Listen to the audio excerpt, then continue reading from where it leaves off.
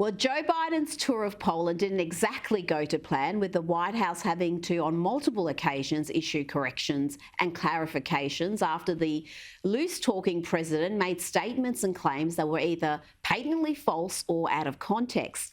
Joining me now to discuss is author and international security professor at Northeastern University, Max Abrahms. Max, thank you so much for joining me. We have three significant gaffes that needed clarification here in a short period of time. What could be the fallout of these mistakes? So Joe Biden is very much a guarded president. He tends to stay very much on script. He doesn't give a whole lot of media access. And on this trip, this very short trip, he made three major gaffes.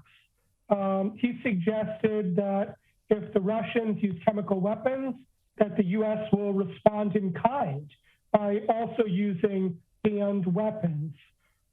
He made it seem as if the U.S. was sending in its own forces, the 82nd Airborne, into Ukraine, when in fact that's against U.S. policy. The U.S. policy is to support the Ukrainians, not to actually do the fighting directly against the Russians. And finally, Biden, created a huge stir by saying that U.S. policy now was essentially regime change in Moscow, that it was intolerable for Putin to remain the head of Russia.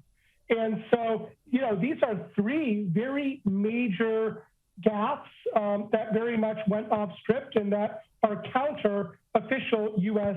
policy. What exactly the fallout will be, honestly, probably not that much, but I do think that it reinforces the widespread perception that the president is not necessarily up for this, that he's not really engaged, and that he simply needs to read whatever is put in front of him, because the moment he goes off script, he says something. I think that, henceforth, he'll be even more guarded. And I do think that there is a possibility that Biden inadvertently escalated tensions with the Russians. And this is something that is counter, essentially, what he's been trying to do for the past month or so.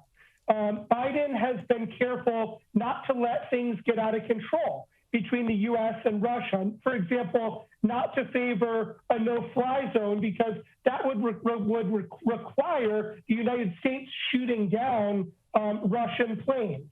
There are, major weapons packages like planes that the U.S. has opposed in order to make sure things didn't get out of control with Russia. But now, he says that the goal of U.S. policy is actually to remove Putin.